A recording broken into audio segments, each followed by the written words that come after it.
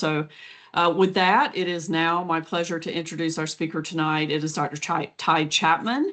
I think most of you may have at least heard Ty over at least the last 6 months, because we are very fortunate. He is our 2025 Executive Fellow here at NCAP. He is also a graduate of UNC Eshelman School of Pharmacy. He is originally from Westerville, Ohio, where he blends advocacy, storytelling, and policy to strengthen patient-centered care and community pharmacy practice. He's very passionate about HIV prevention. He's led projects to expand access to preventative HIV care for incarcerated populations, as well as improving sexual assault response in rural areas through Pharmacist-Initiated post-exposure prophylaxis work. His poetry and his leadership explore identity, justice, and healing to build a more equitable future. And it is a pleasure for us to have him tonight in a speaking capacity. So Ty, with that, I thank you for being here, and I'm going to turn the podium over to you now. Thank you, Cheryl. Thank you for that introduction. And I'm excited to kind of be presenting to you in a different capacity than I usually am on these Sunday nights. Topic that's near and dear to me, HIV healthcare. So we're going to be looking at the updated statewide protocol for pharmacist-initiated PEP for HIV. So real quick, some things to disclose. I have nothing to disclose, so that was very quick. And then we'll go through some objectives that we're hoping to accomplish by the end of this presentation.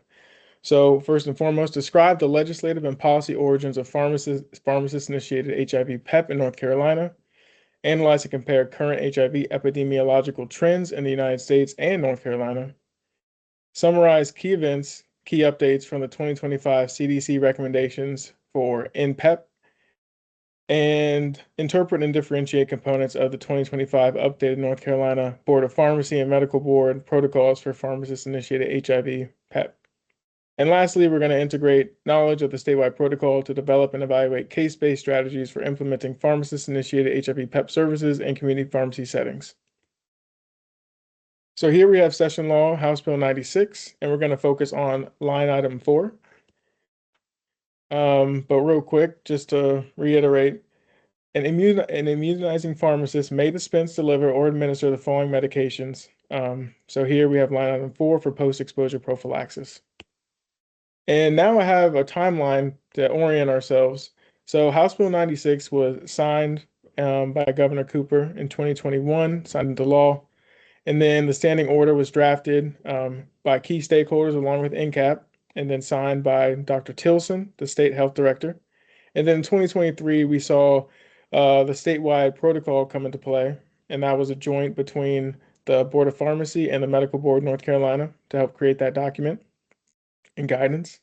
And then finally, currently, CDC updated its PEP guidance in 2025, and the Board of Pharmacy and the Medical Board updated the statewide protocol to reflect those updates from the CDC. So here we see the CDC's 2023 HIV diagnosis report. So it's in rates of per 100,000, and it shows the US and the 6 territories and freely associated states.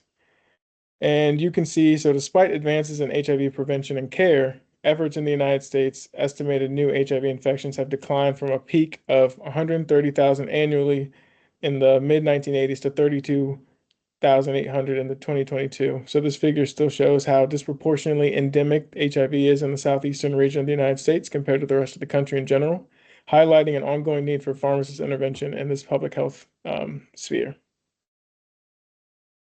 And now we're going to take a look at North Carolina. So this is the 2023 North Carolina Department of Human Health Services map by county of residents at diagnosis for HIV. And it's also per 100,000. And I want you to look to see which counties you practice in or which counties you live in, and kind of just compare to the counties around you to see where you stand. So North Carolina in general, number of new diagnoses is 1,410. For 2023, and then the rate per 100,000 was 15.5. So these are going to be side-by-side comparisons of the CDC's national data and the North Carolina Department of Human Health Services state data. So the first table up top, I want you to kind of notice an increase in incident rate of the new HIV diagnoses for US, and then a steady incidence rate for North Carolina. And then lastly, the second table, there's an increase in total number of people nationally and a decrease in North Carolina for total number of people living with HIV. We're still waiting on solid 2024 data, so that should be made available here shortly. And I'm not going to read through all of this because the CDC did update its PEP guidelines fairly in detail. But the biggest takeaway from pharmacists that applies to the statewide protocol is the newer antiretroviral agents. So we're going to see bictegravir, emtricitabine, tenofovir, alafenamide as a combo, which is Biktarvy brand name. And then we also see dolutegravir, emphasizing that it is a safe and effective regimen for PEP, along with in combination with either TAF or tenofovir alafenamide or TDF, tenofovir disoprosyl fumarate, and then also combined with either emtricitabine or lamivudine. So we'll talk more about those medications later. And then also just kind of blanket, they updated the indication considerations to include more details about sexual assault, what to do if there, or if there's the source is a consistently virally suppressed individual.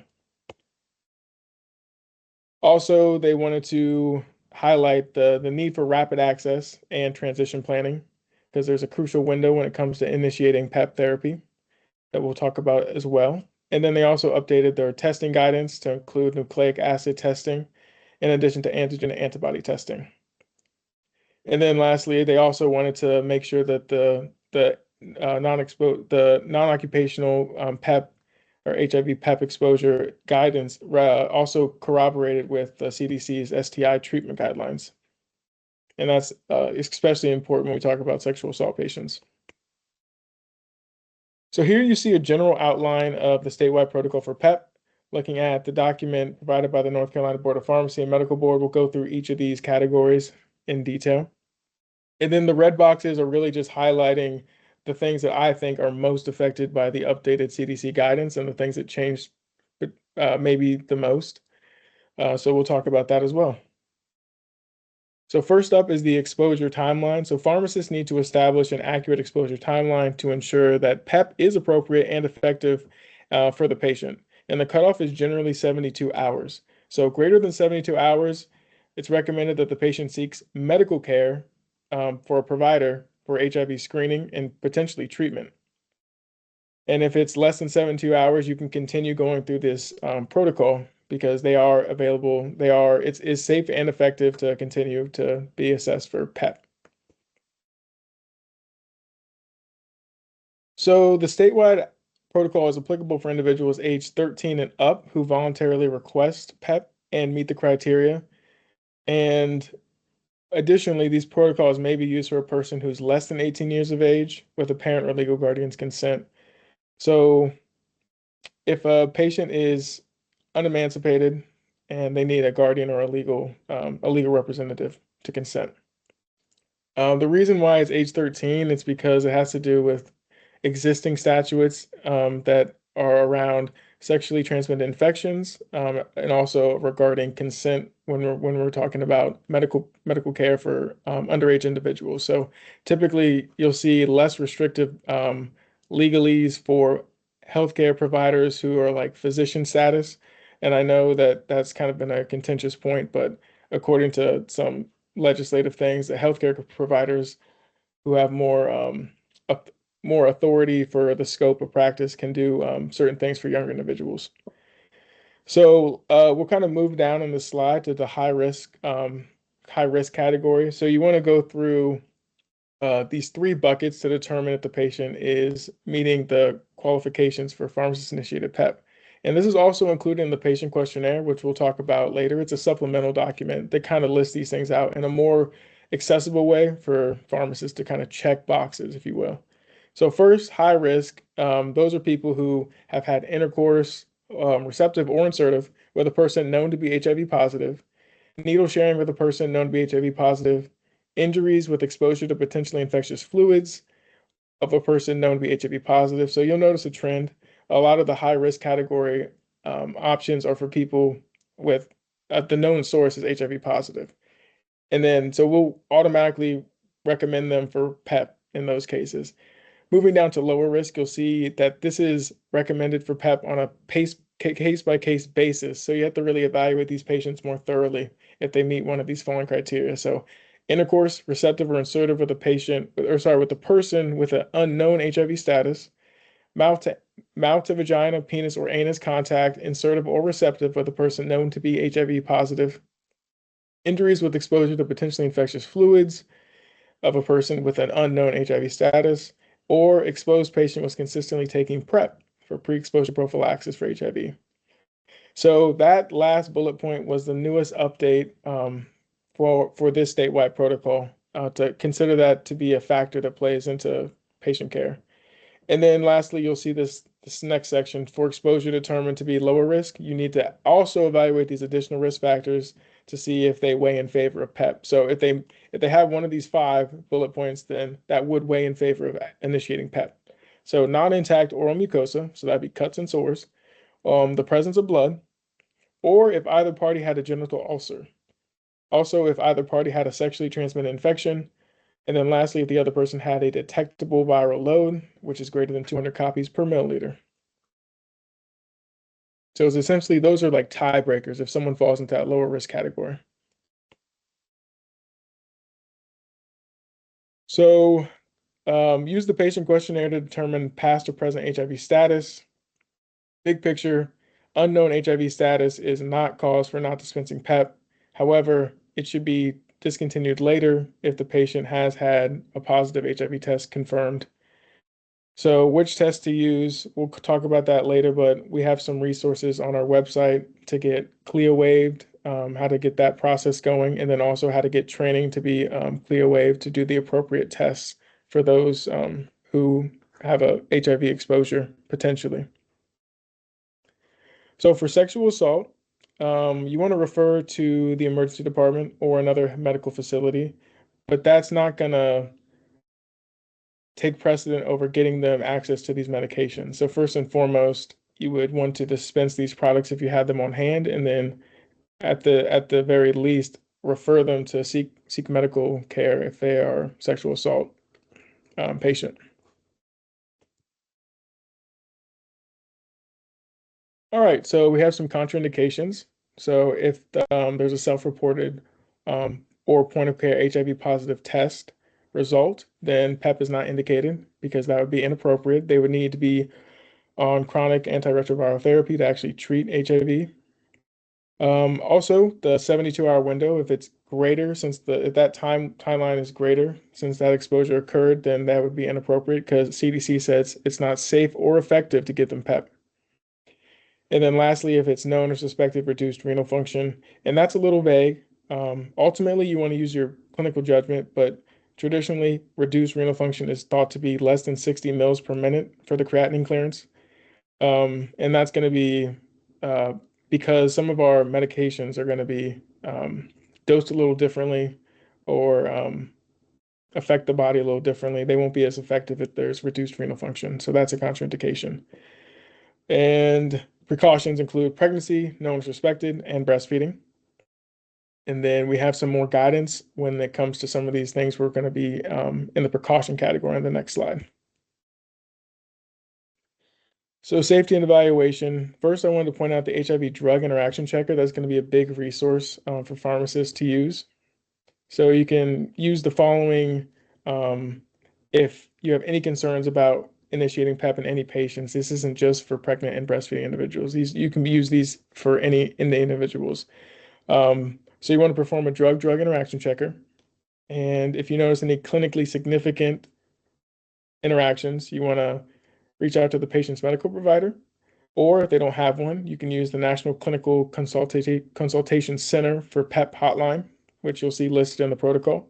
And then if for further guidance, you need to refer the patient to the emergency department or another healthcare facility.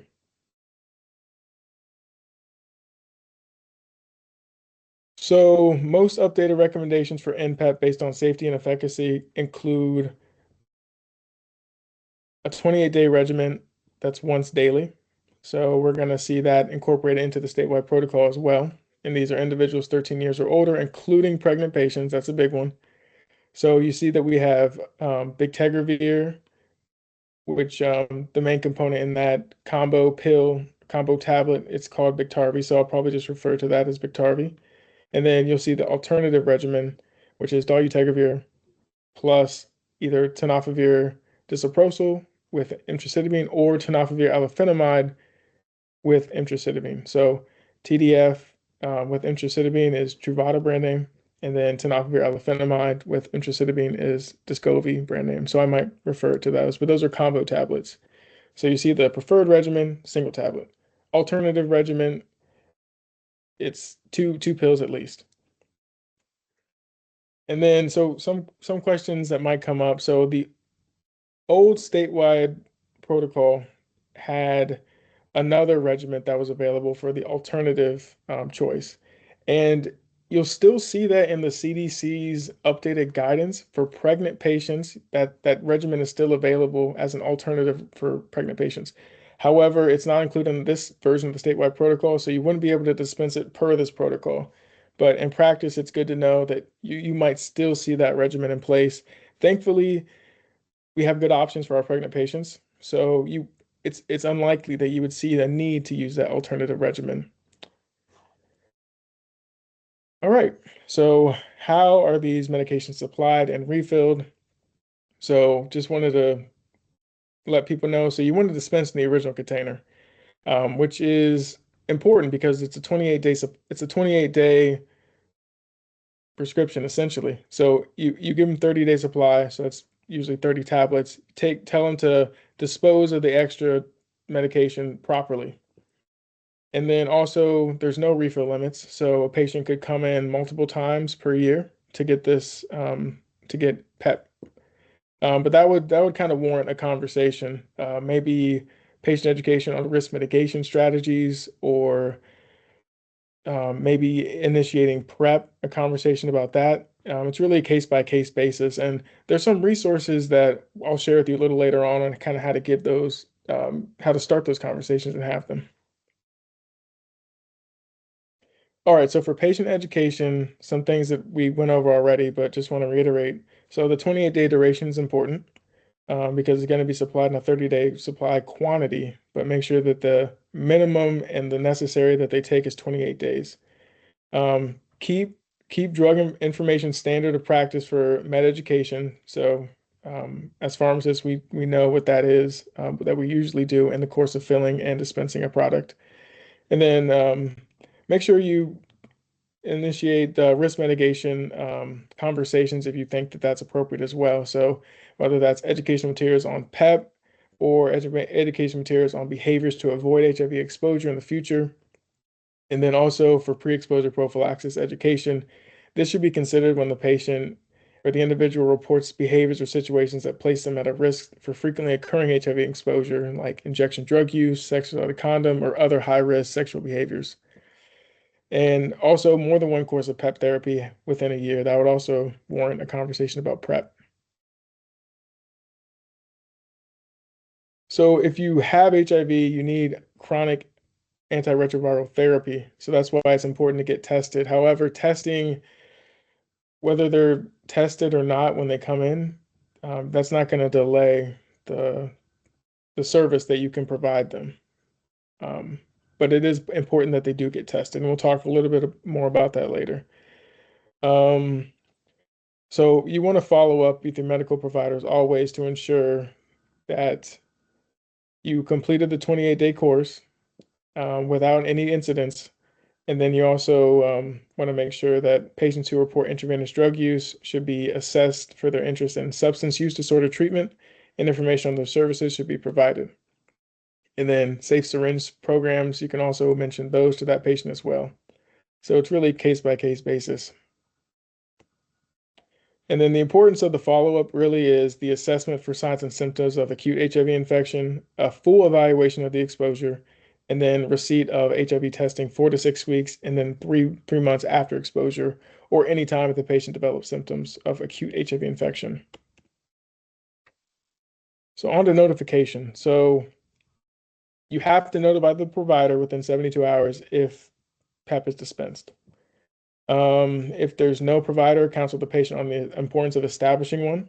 And that could be various places, whether it's like a health department or just making sure it's a case by case discussion to see if it's an accessibility issue the patient doesn't have a primary healthcare provider. So there's a number of different options that you can inform the patient on. When it comes to medication access, this is also an updated section to this version of the statewide protocol. So I'm just going to take the time to read through each bullet point here. So the generic formulation of emtricitabine and TDF, Truvada, is generally covered as a tier 1 medication on most commercial health plans. Patients who are commercially insured may be eligible for copay savings cards for branded medications through drug manufacturers, and we'll talk about the website resources for those later. And as of November 1st, 2023, North Carolina Medicaid covers all HIV antiretroviral medications with copayments waived. And lastly, uninsured clients may qualify for assistance with bictegravir, TAF, emtricitabine, Biktarvy, or emtricitabine, TAF, Descovy through Gilead Advancing Access. And there's a number there, and there's also a website with a PDF form to fill out. And for dolutegravir or Tivicay, that's through Viv Connect. So you'll see the number to the hotline there. But there's also a web-based platform you can use for that, accessing that medication access site. All right, so supporting documents. So patient questionnaire, that's kind of going to help assess like risk eligibility. And then we also have the documentation and communications form to help keep track of everything and also send to providers if they have a provider. I just wanted to include this slide to show you what they look like full face. So on the left, you'll see the patient questionnaire, and on the right, you'll see the documentation and communication form. And they're each one-page documents. So first, we'll talk about the patient questionnaire. It's two parts. First is patient information. The second is patient history. And the patient information is very basic. So it's patient name, date of birth, where they reside, primary care provider if they have one, phone, all that basic information that you would need. Second part, patient history. So allergies, do they have any? And if they have any current medications or non-prescription medications or dietary supplements, you'd list them here as well. And then it's important to note if they've ever been treated, or sorry, if they've ever been tested positive for HIV, if they've been tested yet. And then, are you currently pregnant or are you able to become pregnant? Are important questions as well.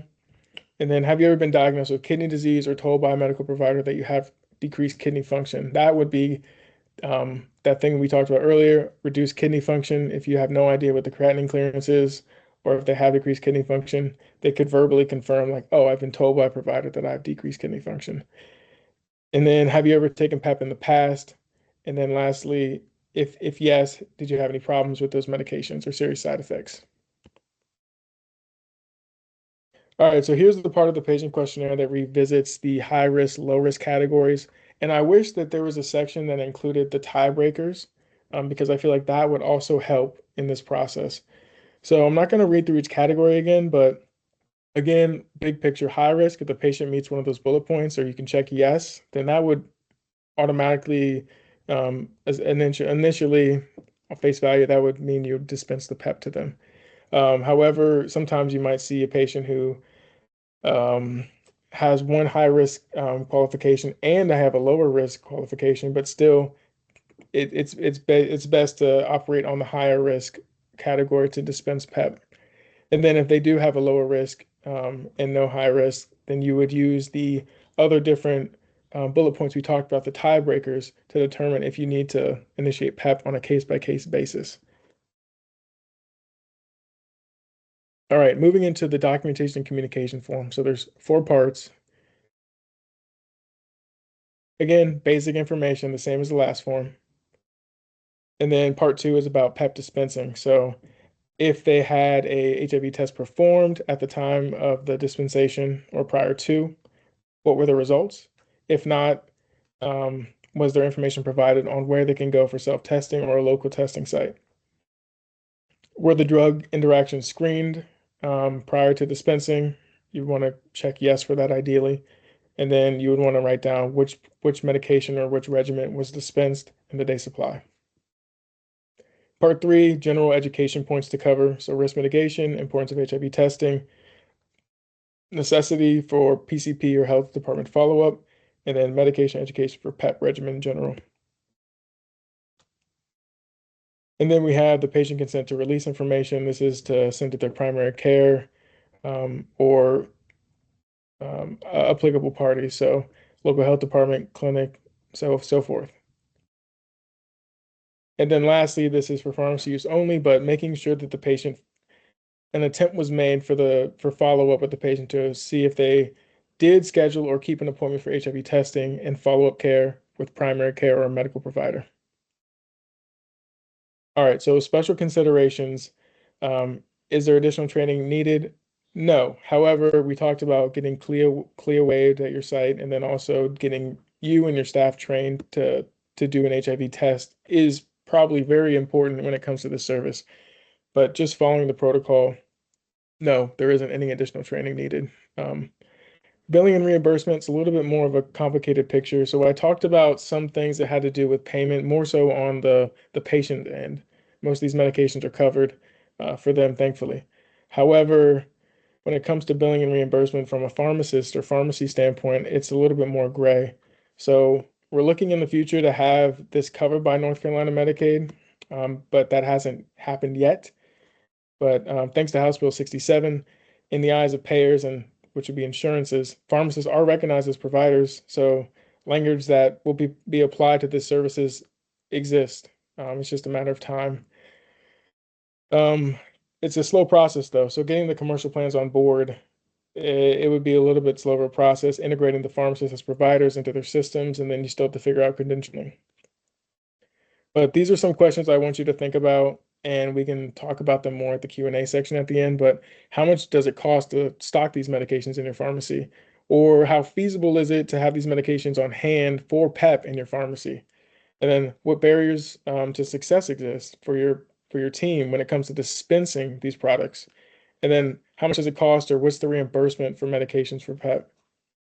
And those would be like Biktarvy, dolutegravir, Truvada, Descovy, some of those. Truvada is the only one really that has a generic form.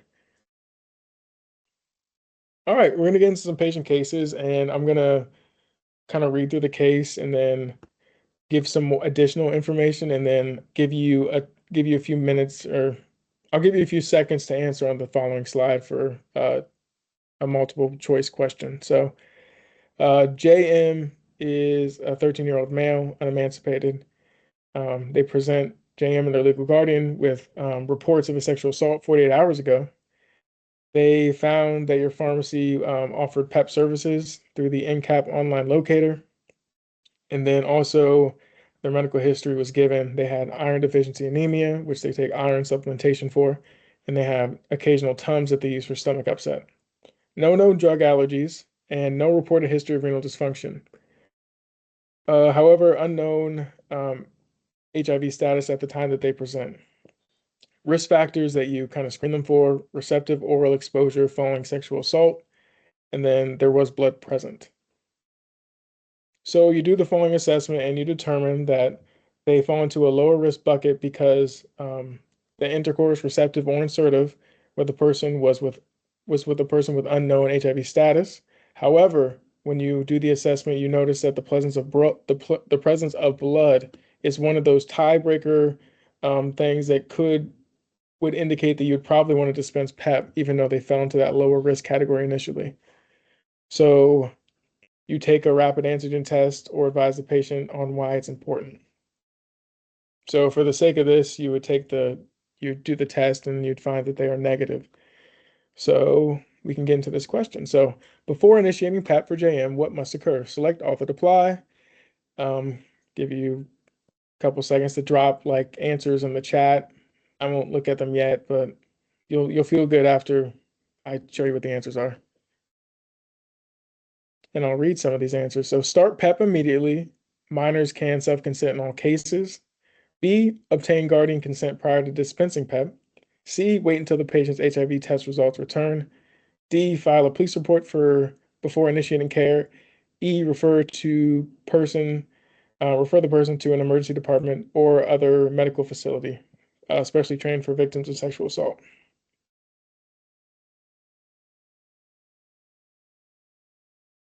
All right, so the key here is before initiating PEP. That's the key in this question. So the reason A is wrong: minors cannot self-consent, only if emancipated. The reason C is wrong is because waiting for an HIV test result is not appropriate. CDC and state protocol suggest immediate initiation, and if a positive test result comes back later, then you would advise them to discontinue and then seek follow-up care. And then D, the reason that's not correct is because a pharmacist, like most adults in North Carolina, they're mandatory reporters, but it's not required to fill out a report or get the police involved that would delay PEP, so before initiation. So it's not required that you would do that per the state protocol. So B and E. All right, the next question. Same case. So how should Biktarvy be administered in relation to JM's at-home medication? Select all that apply. A, no timing adjustment is needed. B, administer Biktarvy 2 hours before or 6 hours after medications containing polyvalent cations. C, only separate iron, not calcium or magnesium. D, always avoid giving Biktarvy with iron or calcium products. Or E, no timing adjustment as long as calcium and iron are taken at the same time and given with food. Give you a few more seconds.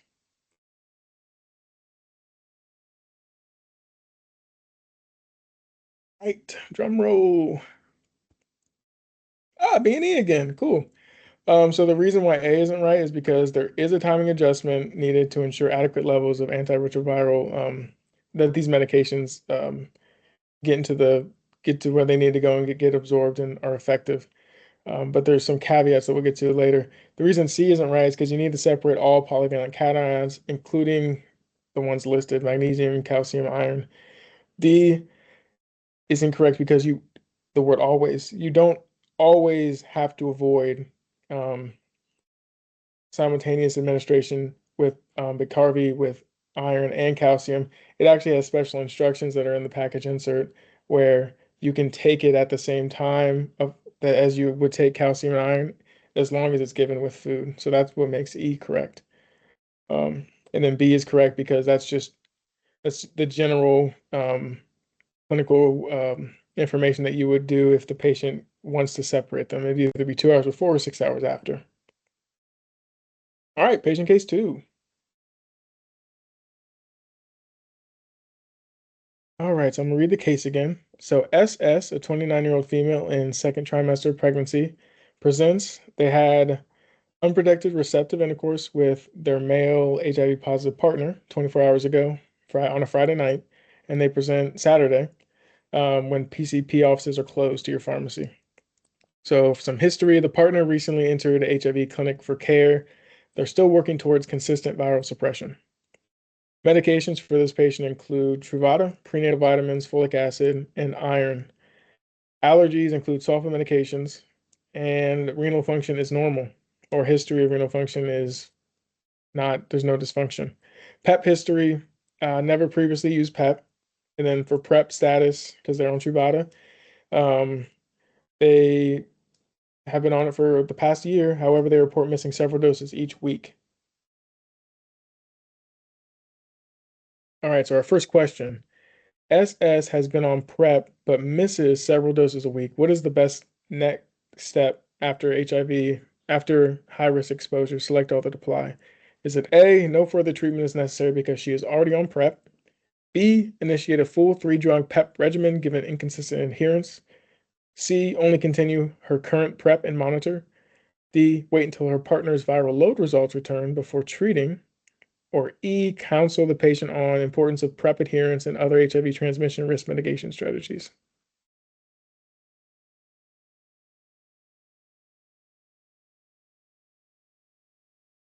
All right, so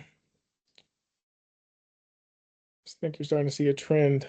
B and E are correct. So A is only true if patient is adherent to their PrEP. And then again, you might still consider giving them additional dispensing PEP, but it really comes down to, are they adherent to their PrEP? C, PrEP only has 2 NRTIs, so she needs that 3rd drug in case HIV transmission actually did occur. And then D is incorrect because waiting for the viral load results is not advised. And you can kind of infer, since they reported that the partner is still establishing care and is still working towards a consistent viral load, you can kind of infer that they're most likely not suppressed. So you do the following assessment, and they're in the high risk category because intercourse, receptive or insertive with a person with known HIV and status, in this case being their partner. And then you also may think she's low risk too because she's taking PrEP. However, this is not the case because she's non-adherent. And then, like I said, you can reasonably assume a partner's viral load is not undetectable, so it's probably greater than 200 copies per milliliter. And you can take a rapid antigen test at this time, advise the patient on why it's important. So after you do the test, let's just say it comes back negative, so you can go ahead and dispense PEP. Which PEP regimen would be the best choice for SS to support safety and efficacy? Would it be A, Biktarvy? Would it be B, dolutegravir plus Truvada? Or would it be C, raltegravir plus Truvada? Or would it be D, darunavir and ritonavir plus Truvada? Give a few more seconds to get some answers in the chat.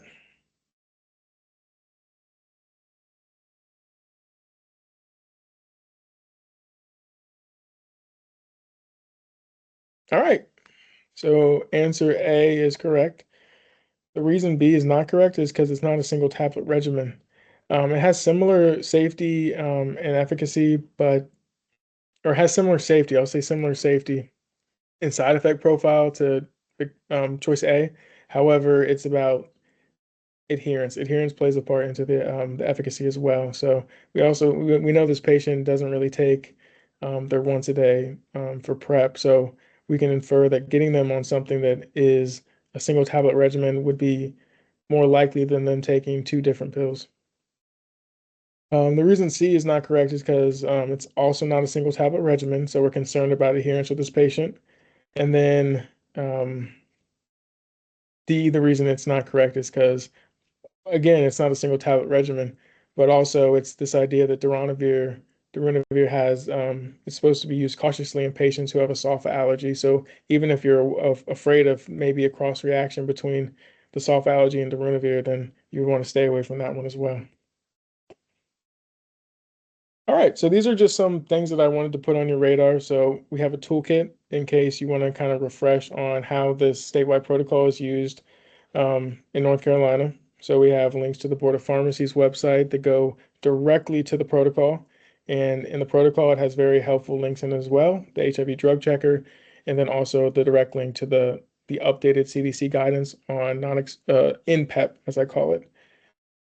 And then also the direct links to the patient questionnaire and the documentation and communication form is on the website as well.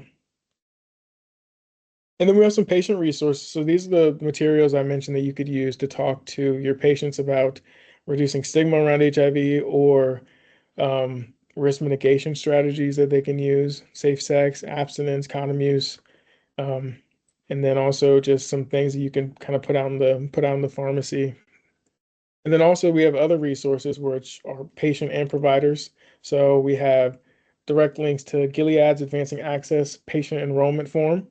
And then we also have direct links to Viv's similar savings card program for patients, and then also for a few other medications as well. And then there's also a link to a handout that kind of goes over how to get the CLIA waiver and then how to do training for you and your staff as well to be able to perform those HIV tests. And then also, again, some flyers that you can use to kind of promote your PEP services to your patients or your customers, just so it's on their radar so they can say like, hey, if something ever happened, we could go here quickly to get PEP dispensed.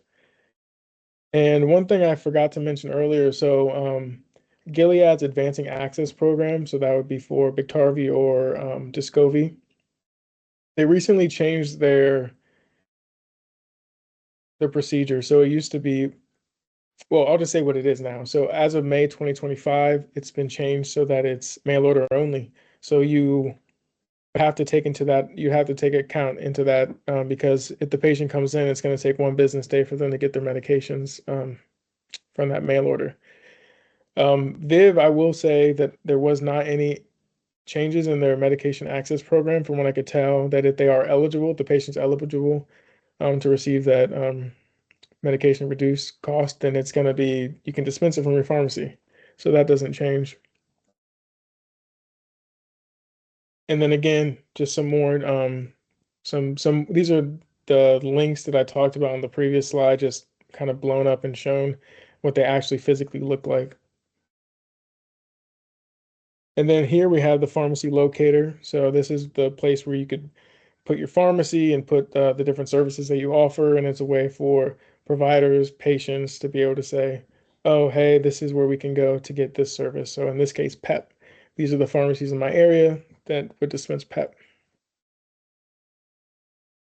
All right, so thank you for listening to me. And I'm excited to see what questions or comments came up during the presentation. So I'll leave it to Cheryl to kind of help me read through the Q&A. Fantastic. Thank you so much, Ty. That was very informative. Definitely not something in my wheelhouse is understanding PEP. So I enjoyed the update. Opening up to a little bit of Q&A. So just want to let anyone know that if you have a comment or a question for Ty, please make sure to put it in the Q&A feature. If you want to put it in the chat, that's fine too. We'll capture that. Give everybody a few minutes to come up with their questions. And I put my email down in the chat too if you want to reach out for a further discussion. But I'm curious if anyone's here who would feel comfortable answering like how much it costs to stock some of these medications that you would dispense for PEP. That's something of interest to me because I'm not in that pharmacy setting day in, day out, like some of you might be. So I know some of these can be pretty pricey when it comes to brand name medications.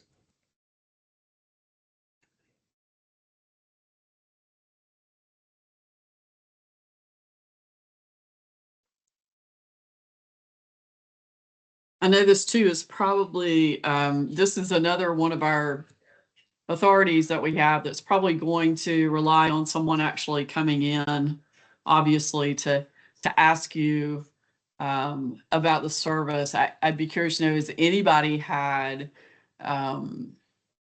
someone come in with, wanting PEP from your pharmacy?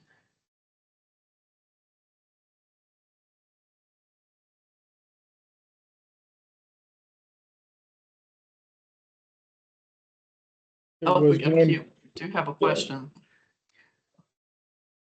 and I can answer that verbally. I think I understand your question. So what medication changed to mail order? So that would be Gilead Advancing Access, their program changed to mail order. So the whole program, from what I understand. And then so that would mean that Biktarvy in this case, and then Truvada would be, Descovy would be affected by that change to mail order. Viv is the one who manufactures dolutegravir. So that one is a little bit more accessible from what I understand, based on my reading. Viv still allows you to get the patient form filled out, and then if they are eligible, then you can dispense it from your pharmacy.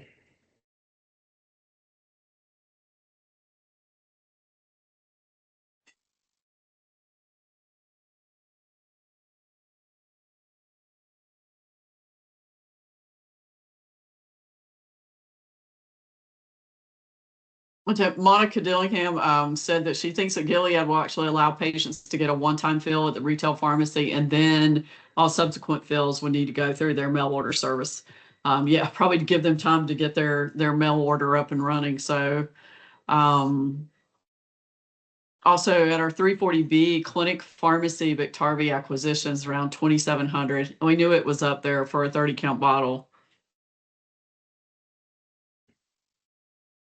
Okay, thank you. Yeah, thank you for that. Thank you, Monica, for giving me that information. That's a little bit more hopeful that they will allow to do a one-time fill first. And then That's the interesting. 340, That's under a 340B pharmacy, though. I can imagine what it must be. yeah. Retail.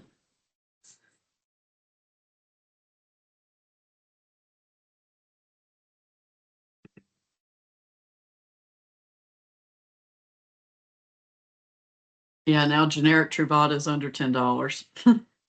That's crazy, isn't it?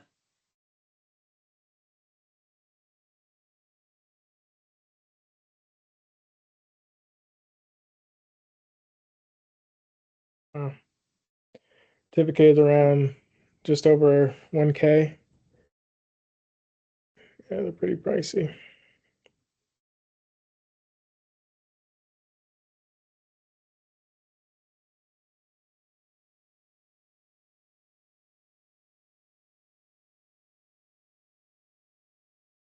I assume it's probably hard to stock these medications without having a patient, just to have them on your shelf, without having a patient or waiting for one to come in. Exactly. That's what makes this kind of a tricky one Mm-hmm. to stock in the event it's like kind of like an emergency. And I can imagine there's not too many people that come in. The hope is that if we can let people know that pharmacists can provide these services, then I mean the incident rate of HIV exposure is still high, like new diagnoses. So the idea is if we can kind of let people know that your local pharmacy has these, then has it as an option, then maybe that would lead to further conversations to help get patients to actually show up to actually so we can dispense this and have a big public health intervention. Yeah, Jeff Azell said Victarvia is about 4,100. I guess that's in a retail independent setting. Okay. Or from ABC, that's AmerisourceBergen. Isn't that right? ABC, AmerisourceBergen?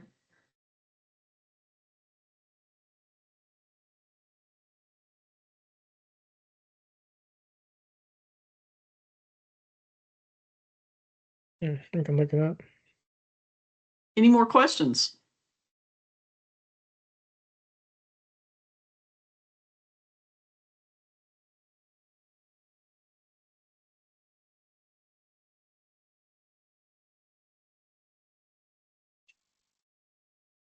Yeah, sure. You're right. It was Amerisource. Yeah, I thought it was. I just drew a blank for a second. Thanks, Jeff.